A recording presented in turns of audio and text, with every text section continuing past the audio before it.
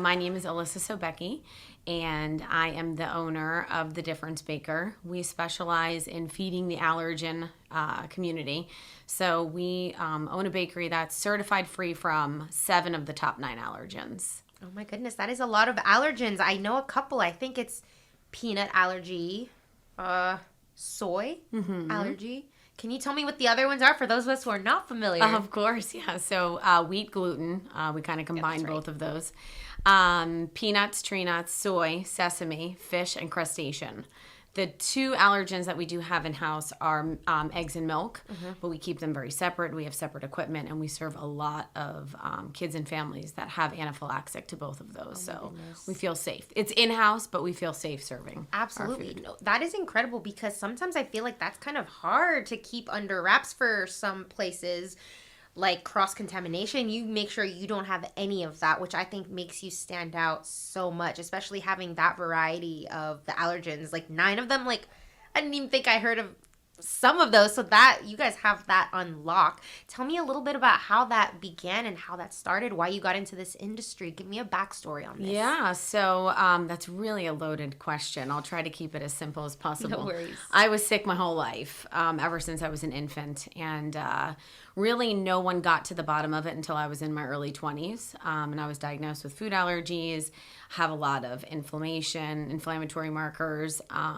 They diagnosed me with, irritable bowel syndrome, ulcerative colitis, which all could have essentially been celiac disease or the start of celiac disease. I was never diagnosed with it because I went off of gluten and I felt so amazing. And in order to get the diagnosis, you have to be still on gluten, and I wasn't willing to go back on it. You said nope. Nope. And then, my kids, 2 of my kids have food allergies. My one youngest has anaphylaxis to peanuts, amoxicillin, penicillin, and gluten. He's been hospitalized for twice. So yeah, it's really my life story. It's our family. And then my husband, 2 years ago, he was at a brewery with a bunch of our friends and family, and he went into anaphylactic after having a beer. What? At 50 years old. Oh my goodness. Yeah. So this is something that can probably or maybe develop later on in life. Whether you think like, oh, I'm good, I can eat anything. It's like, surprise. No, you can't. It can, yeah. And it could be just that was the tipping point for him, which is, I'm a firm believer of that. I think he was just so inflamed. His body was like, nope. And I had to give him my son's EpiPen. Thank God I had it. Oh my goodness. That's scary. Yes, it is. So then he was diagnosed with celiac disease. His sister has celiac disease. So, there's a lot of genetics there. Yeah. So, yeah. Well, I think this is incredible because I feel like a lot of people maybe sometimes feel left out with some of the delicious foods and treats that you can have. But you're like, I can't have that because I don't know. Like, they say that they don't have that, but what if there's cross-contamination? I feel like with your stuff, because you've experienced it, your family has experienced it, you take this like super seriously, and I'm sure you've got like some protocols. Tell me why it is important for you to include people who maybe have trouble finding places or they don't trust other places to not give them an anaphylactic shock with the food that they're serving. Yeah. For me, I think the simplest way to answer that is I feel like I'm doing my mission. Period. End of story. Yeah. I think that a lot of times we don't look at life as turning our messes into our message and kind of providing, a solution to others based on the pain that we're going through. Yeah. And you're right. I mean, when we've had to travel with 3 kids, especially when they were younger, and myself having food allergies, I have a separate suitcase because you literally can't eat anywhere. You can't eat in the airports. You can't eat on the airplanes. That's so hard. Yeah, a lot of times when you go to other countries, a lot of the places don't know. They are getting so much better because there's so much more awareness around this, right? Yep. But I'm talking like, 15, 18 years ago. Yeah. So, God put it on my heart several years ago when we were in a financial position to either pay off the mortgage or open up this bakery. And I'm like, I am not opening up a bakery. Like, I know nothing about food establishments. I want nothing to do with it. But honestly, it kind of morphed into this, okay, this idea had legs. And then we started talking about it. And then my husband was fully supportive, and his family and my family. And we were all like, this is going to happen. This is what we have to do. This is what we're going to do. Yeah. And I met zero resistance. we literally thought about the idea the beginning of May. Yeah. And we were open by November 7th of 2019. Yeah, you had a goal and you accomplished that. That is like a key component though, like having somebody who supports you and has your back. Sometimes it can be a little bit complicated when two people maybe aren't on the same page or in agreement with that. So I think that you got pretty lucky there, right? I did. Absolutely. I'm blessed with my family and my husband. There's no doubt about it. And in regards to protocols, because it's my business and I treat it like it's my family's home and our table, I don't even like source ingredients that are on the same manufacturing lines as the allergens that we're free from. And I really try not to have any allergens in the facility at all, like as much as I can avoid it. Yeah. And I'm not just talking to the person, you know, who's at the front desk. Like I make sure I contact their legal team. I get all their disclosures and everything. I go above and beyond because I know I need to. Yeah, absolutely. No, this is like, I feel like people undermine that sometimes. They're like, oh, it's just a little bit of peanut. It's okay. It's like, no, you don't understand. Like, this can literally, like, kill me. Correct. You need to know that. And having more awareness of that, I think, is so important. So I think what you're doing is incredible. Oh, thank you. Yeah. I'd like to talk to you about your team. How many people do you have on board with you? What kind of people do you like having around you in your facility? Oh, I love that question. So I have a lot of my family. Actually, all of our staff is our family. And, you know, both my kids, my two older ones, they both work at each bakery. We opened up a second location at George Mason University. Okay, congratulations. Yeah, that's pretty cool. Thank you. Yep, we partnered up with Sodexo, and we're on campus there, and hopefully opening up more locations in the next coming months. Oh, hopefully. I'm gonna ask you about that after this. Yeah. Hopefully. But, you know, we just have a core team that has really been with us since day one. They really have.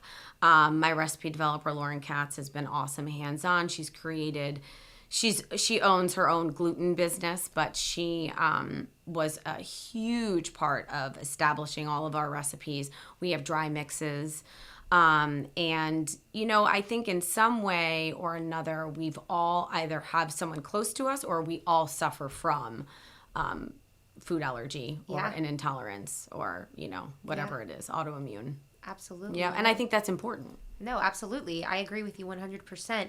And then why did you choose to have family on board? I want to know, like, was it just like, okay, you guys are here, come on in? I think it was just, you know, when we were opening up the bakery, my son Christian was in a transition, you know, and he really wanted to find something, and he's always crazy about where he eats. He's like deathly afraid of getting sick, and he's always been like that ever since he was a little kid. And this was just a huge part of him, who he was, and his life, of him just in general. So seeing him flourish every day and just be so comfortable has been a gift. And then my daughter kind of happened the same way. She, you know, they asked us to open up George Mason, and she had just graduated, and she's like, I'll come work for you. So it's actually been like pretty organic. Nice. And I support them fully. Like if you feel like you need to go and do something else, like I 100% just want you to be happy. Yeah. But my son's going nowhere. My daughter, on the other hand, she may dabble in corporate America for a little bit. And then she'll realize and be like, you know what, I'm going back to the... Oh, I'm just kidding. 1,000%. Oh, no, she will. You just got to let them like, okay, go ahead. Free to fly.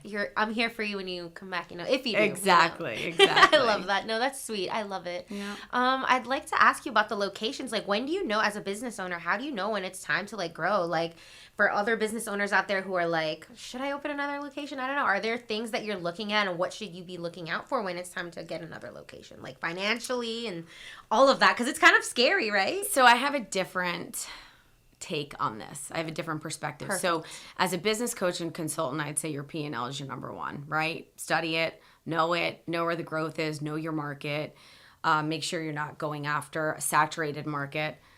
And my mom, Christian, faith-filled woman hat is going to say that when you're ready and when your business is ready, it's going to happen. You really don't play a big part in that. Yeah. I don't. I don't believe you Like, you're not in control of that part, right? I don't believe so at all. I pray for the right people to come to me, and when the doors are ready to open, then they're going to open, and I'm certain of that, which is happening as we speak, literally. Love it. So, yeah. Talk to me about the locations. Where, hopefully, will you be opening next? Like, is it going to be out of state or around Virginia? We're gonna try and expand throughout the DC, Maryland region. Yeah. Just because I can drive there. Right. I still have my youngest is 15 and in school at Virginia Academy, and I'm very involved. So that's like my second full-time job. Yeah.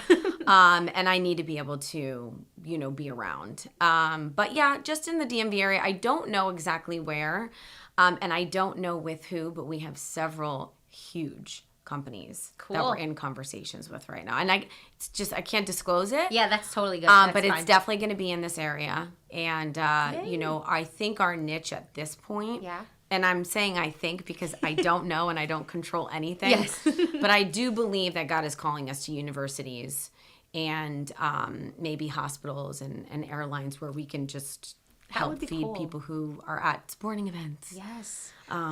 So we just need money to build a big commercial kitchen to be able to feed all these people. Yes, absolutely. I love that. And from what I understood, it's like a lot of bakery stuff, but I think I saw like there was a bistro. Correct me if I'm wrong. Talk to me about that, because like that is awesome that it's not just like desserts, because sometimes you want some substance in your tummy. I am a Jersey girl through and through. I love a stromboli. I love pizza. I love pretzels. So we have really, Lauren has done a fantastic job developing our bread, like where you literally wouldn't miss bread anymore. And it's allergen-free too, actually. So yes, we have baguettes. We kind of have like a Subway meets a bakery. Like a deli kind of? Exactly, yeah. Yep. We've partnered up with Boar's Head, and we, we do sandwiches to go. We do breakfast sandwiches. We have like cheesy biscuits that you would miss, like when you go to Red Lobster or whatever. Oh my goodness. So yeah, we do offer a variety of bistro stuff, and I would say that's probably the most important.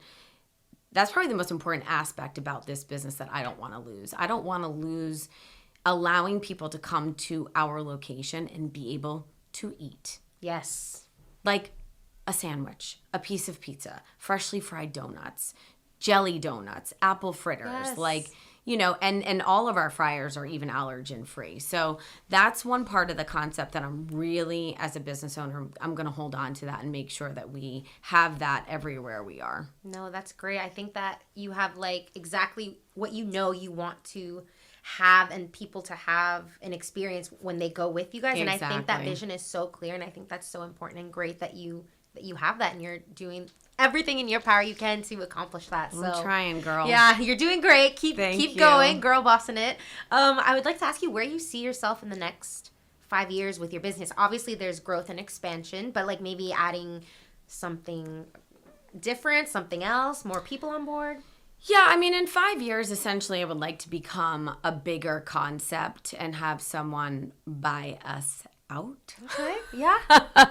And really, my heart is in consulting and helping other businesses grow. Yeah. And, the commercial kitchen space is a very dirty space. And what I mean by that is when you're coming to, or when you're thinking about trying to develop, let's just say a gluten-free company or a peanut-free company, it's very hard to source a shared kitchen that you can bake out of and work out of and source ingredients out of.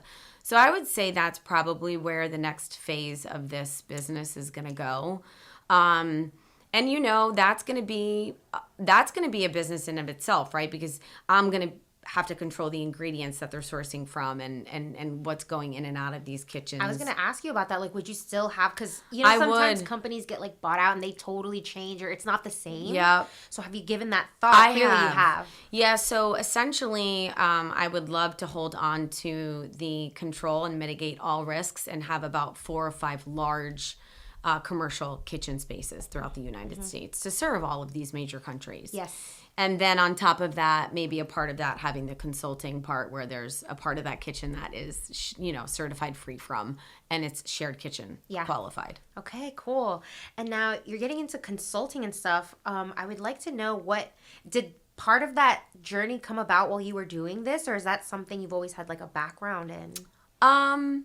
I was a coach and consultant for a short period of time, but it is definitely who I am at heart. Okay, so it comes naturally to you, and you just know, extremely. Like, this is where you thrive. I love that. What do you like to do in your free time when you're not like managing all of this, handling this and that and the kiddos? What do you like to do to stay sane, I guess, is my question. Yeah. Like, tell me about that. Yeah, so your mornings are everything. So I get up and, meditate, go in my sauna, do the ice bath, journal, and work out. Those are the things that I do not skip at all. And your skin looks great, so something in that combination is working. Thank you. I don't know if I can go into the cold water, but it's the best. Kudos. I don't know if I get so cold all the time. I guess once you're in it, it is the best. And it's a mental game every time. So I've been doing it for almost 4 years, and it doesn't get easier. But good to know. I just heard a statistic like 2 weeks ago, and I can't remember where I heard it from. Yeah. I was listening to, I think it was a Joe Rogan podcast actually. And what he said was, every time you go into the ice bath or you do something that you absolutely do not want to do, but you do it anyway, and you get that mental brain win, a part of your brain grows. What? And it's one of the only things that generates brain cells. Like the gray matter in your brain, I guess. That's insane. I always thought you couldn't. But I know. This is crazy. I'm gonna have to look this up a little bit more and be like, what? I want my brain to grow some more. I feel like it's shrinking or something sometimes with all the things going on. And I know. But this is good to know. Thanks for sharing that. Yeah, of course. Is there anything maybe that I have not touched on or that I've missed that maybe you want to share with the audience in regards to yourself or your business or anything? You have got great questions. I feel like we've kind of covered it all. Really? Okay, good. I just want to make sure. Yeah. Cool. Yep. Do you guys offer, I guess, catering? Would that be something that households or wedding people want to? Nope and nope. Oh, okay. Okay. So if you think about catering, yeah, you have to think about an element where you have to stay on top of keeping it hot, keeping it cold, staffing people at the events. It's a whole other business. Okay. And right now, especially, opening up right before COVID, being shut down for 6 months, like the economy, I mean, it's yeah, no. This concept is very hands-on. Yeah. If I could double myself, then maybe we could, start to do something like that. But we do offer pickup. So we'll do events all the time, but they pick it up, which is great. Yes. And it's self-contained. Made by you guys. Made Trust by you guys. us. Yeah. Ingredient label on it, and they bring it to their events, and we do that often. Beautiful. That's good. That's just as good. Just bring it on over. Exactly. Heat it up if you need to. If not, serve it as you want. Period. Done. Exactly. And you get the safety of knowing that you guys made it, and you know that I trust you. Like everything you've been saying, I'm like, oh my God, she knows. She has kids who had this. Her husband had some issues. She's had issues. I think that makes you stand out a lot, actually, because you know firsthand what it's like, and having those scares and being that person like, what, does it have this? Does it have that? And you don't want other people to have to feel like, ask that. They probably go to you and they don't even ask because they're like, we know. Yeah. It's her. But, I mean, we still do, and I appreciate it. Yeah. I mean, I love it. I love being able to kind of put, parents' minds at ease or people's minds at ease. I mean, the rate in which people are getting diagnosed with food allergies is insane right now. So it's new to a lot of people, and it will always be new to a lot of people. Right. Yeah. I remember a lot of people like, back then we used to eat bread. Why are you guys suddenly like, you guys are crazy or making up? It's like, no, it's true. Like, this is a legit thing going on. Yeah. I mean, the way that we process our food has changed, which causes these issues that maybe you guys didn't have back then. Our soil is not as clean. No. Our air is not as clean. Yeah.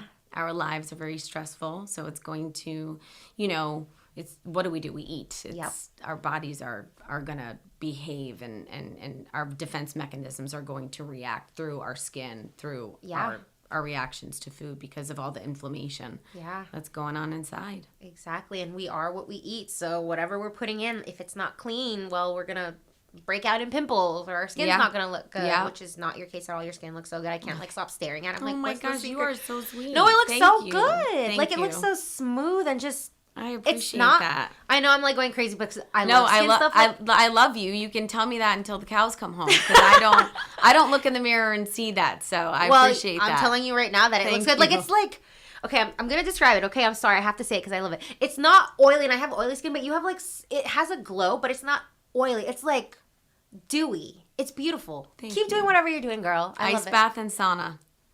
Okay, here you go again with that ice bath. I'm just kidding. You're like, I promise you. I promise. Okay, well, thank you. All right, well, I'm going to ask you my last question that I like to ask everybody is, do you have a quote or a saying that inspires you or maybe something that someone's told you in your life that you're just like, wow, I think about that a lot or that pushes me or that inspired me? Would you mind sharing that with us? A quote or a saying.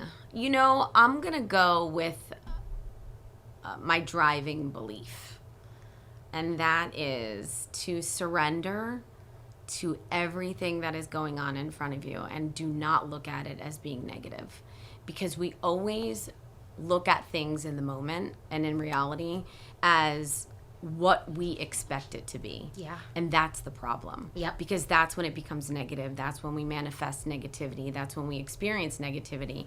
And if you are in the moment and you are so aware and you're like, man, this sucks, but it's beautiful, instead of 6 months from now being like, man, that sucked, but now it's beautiful. Yeah. To be able to do it right now. With that mindset. With that mindset is huge. And it takes a lot of work. I work on it every single day. Yeah. And I pray about it every day. Oh. But it's just like, you know, a muscle.